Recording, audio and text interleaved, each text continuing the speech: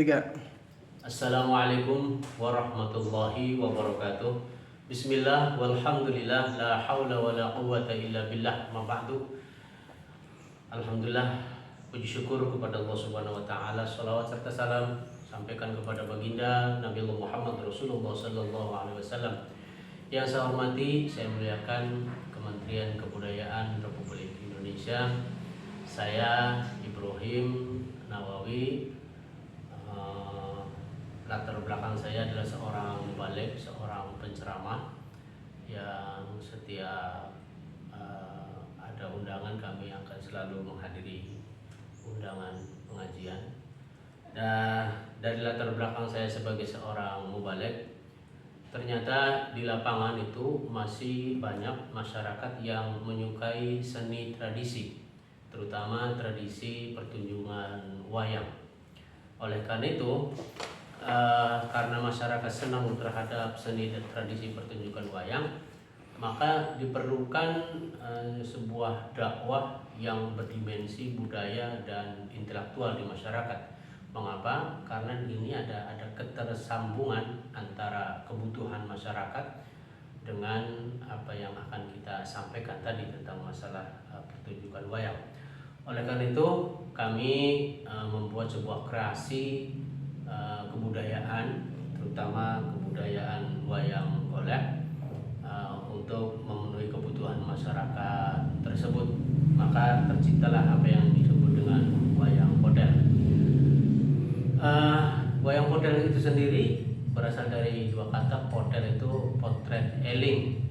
Kalau dalam bahasa Indramayu, podel itu adalah terputus, terpisahnya antara kepala dengan badan. Podel. Tetapi makna dari filosofi itu adalah podel itu adalah potret eling. Jadi kami membawakan pertunjukan wayang golek ini adalah untuk agar para penonton menjadi eling atau ingat kepada Tuhan Allah Subhanahu wa taala. Oleh karena itu, ciri khas apa yang membedakan antara wayang podel ini dengan wayang golek yang lain? Pertama, kalau wayang golek pada umumnya itu terbuat dari kayu, tetapi wayang golek podel ini terbuat dari limbah kertas. Jadi limbah kertas kemudian kita kumpulkan, kemudian kita campur dengan lem, kemudian kita bentuk sesuai dengan kebutuhan tokoh wayang tersebut. Nah, acara yang biasa kita tampilkan dari wayang podel ini berupa ada adat tradisi seperti mapagsri, kemudian sedekah bumi dan kunjungan. Ada juga acara hajatan-hajatan, dan sebagai sesuatu yang khusus juga wayang podel ini juga diundang di acara-acara PHBI. Kepanjangan. Oke. Acara ini juga di samping acara hajatan ada tradisi dan juga di acara PHBI, peringatan Hari Besar Islam. Dan kalau di kami di Indramayu, untuk acara PHBI ini tidak lazim dilaksanakan dengan pertunjukan wayang sebab adanya di depan masjid. Tapi kalau wayang golek podel ini, karena ini adalah dimensinya dakwah, maka biasa dan boleh dipertunjukkan di halaman masjid dan seterusnya. Kemudian yang berikutnya, tokoh-tokoh yang kami tampilkan juga bukan secara keseluruhan tokoh-tokoh Mahabharata, tetapi kita ambil saja tokoh-tokoh Punakawan, tokoh Mahabharata yang Punakawan itu, kemudian juga tokoh-tokoh masyarakat lokal seperti Mang Dalban, Bisukti dan seterusnya. Oleh karenanya, karena ini adalah sebuah kreasi kebudayaan, waktu pertunjukannya pun berbeda. Jadi kalau misalnya wayang umum itu semalam suntuk, kita cukup sampai jam 12 malam, karena ini kita adalah tajuknya adalah dakwah dan budaya. Jadi setelah jam 12 kita selesai karena menghormati para pengunjung yang punya latar belakang yang berbeda. Kemudian tempat pertunjukannya pun tidak mesti harus memakai panggung. Kalau kita ini boleh memakai lesehan, kemudian kita di lantai, kita tidak memerlukan panggung yang begitu megah, kita bisa sederhana itu. Nah, kemudian hal yang sangat menarik bagi saya juga bahwa wayang ini tidak hanya semacam hiburan, tetapi merupakan gerakan. Ada 3 gerakan. Pertama gerakan dakwah, kemudian kedua gerakan budaya, dan yang ketiga adalah gerakan intelektual. Nah, dari 3 gerakan itulah kemudian kami membuat sebuah sebuah usulan kepada pemerintah, terutama kepada Kementerian Kebudayaan Republik Indonesia. Usulan yang kami ingin ajukan adalah pertama, ingin menambah koleksi wayang potel ini. Jadi ingin ada pembuatan, penambahan koleksi wayang potel yang baru ini.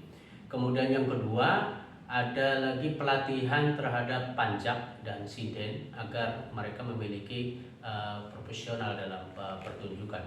Kemudian yang ketiga yang ingin kami ajukan itu adalah tentang pengadaan seperangkat gamelan. Selama ini kita memang gamelan masih menyewa, kita belum memiliki perangkat gamelan sendiri. Kami ingin mengajukan gamelan sebagai sebuah dimensi pertunjukan. Kemudian yang untuk yang diseminasinya dan eksibisinya adalah pertama harus ada seminar dan workshop agar masyarakat tahu, terutama para intelektual, akademisi, budayawan, seniman, mereka memahami dan juga meminta saran kepada mereka untuk pengembangan wayang potel berikutnya. Kemudian yang kedua ada seni masuk di sekolah. Karena di Indramayu itu kemarin kita sudah diskusi ada sebuah program seni tradisi masuk di sekolah-sekolah. Walaupun memang ekstrakurikuler sudah ada, tetapi kita dari orang seniman dan budayawan mengusulkan kemarin agar seni tradisi masuk di sekolah. Dan yang ketiganya kita nanti ada pagelaran. Khusus pagelaran wayang potel akan kita laksanakan di dua tempat. Satu di sekolah-sekolah yayasan, yang kedua di balai desa sebagai tempat acara adat tradisi. Yang berikutnya yang perlu juga dijelaskan bahwa pagelaran wayang potel itu menjadi sosialisasi agar masyarakat paham tentang persoalan wayang potel ini. Oke,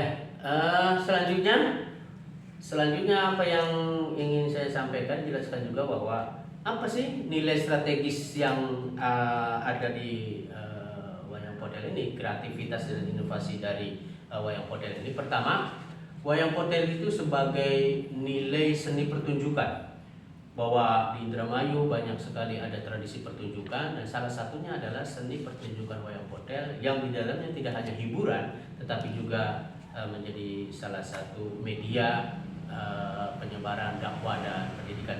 Kemudian yang kedua, nilai strategisnya adalah pertunjukan wayang potel ini menjadi pelestari budaya. Ya, pelestari budaya sebab apa? Sebab di setiap daerah wilayah itu memiliki budaya-budaya yang berbeda. Nah, kami dari Indramayu juga dengan munculnya wayang potel ini ingin menjadi sebuah wadah untuk melestarikan budaya. Dan tidak kalah pentingnya juga bahwa wayang potel yang kami buat ini, kita ciptakan ini adalah menjadi sarana media untuk pendidikan dan dakwah. Sebab apa? Sebab di dalam lakonnya, di dalam ceritanya itu di dalamnya memuat nilai-nilai pendidikan dan religius dan agama. Jadi bagaimana seorang dalang dengan melalui wayangnya ini menginternalisasikan nilai-nilai psikologis dan religius dalam setiap pertunjukannya.